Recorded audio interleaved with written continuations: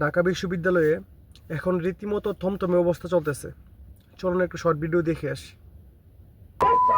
আমার ঢাকা বিশ্ববিদ্যালয়ের নারীরা যে এই মন্তব্য করে তার জিহ্বাটাকে ছিঁড়ে ফেলা উচিত। তারা তাদের বাপ জামাতদের পিছিয়ে নির্বাচনী প্রচারণা করে প্রত্যন্ত অঞ্চলে গিয়ে এই জন্য শিক্ষার্থীরা ভর্তি সাদিক কায়েমদের ডাকসু জামাতের নেতাদের একাত্তরের গণহত্যাকারী এবং ধর্ষকদের পক্ষে ভোট চেয়ে বেড়াচ্ছে। তারাও এই বিশ্ববিদ্যালয়ের নারী শিক্ষার্থীদেরকে বেশ্যায় মনে করে।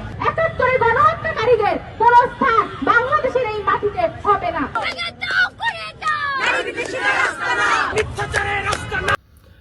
জামাত শিবিরের নেতা নাকি বলেছে 5 আগস্টের আগে ঢাকা বিশ্ববিদ্যালয় বেশ্যাখানা ছিল। চলুন তার মুখ থেকে তার বক্তব্যটা শুনে আসি। আমরা দেখছি ডাকসু নির্বাচনের পরে যে ডাকসু বেশ্যাখানা ছিল সেটা ইসলামী ছাত্র শিবির পরিবর্তন করতে সক্ষম হয়েছে। এই যদি হয় তাদের মুখের ভাষা আর তাদের প্রচারণা, আমাদের দেশের পাবলিক কি বুকাচোদা তাদেরকে ভোট দিবে? তারা ক্ষমতায় আইসা বলৎকারে লিপ্ত হতে? তারা মুখে বলে কি আর বাস্তবতাই করে কি? আমাদের দেশের মানুষকে এগুলো দেখে না? অবশ্যই দেখে।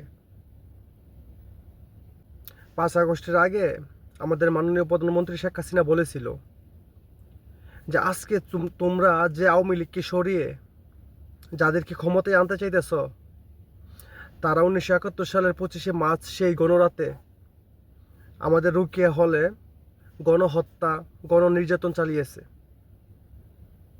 আওয়ামী লীগকে সরিয়ে তোমরা তো তাদেরকেই ক্ষমতায় আনবা।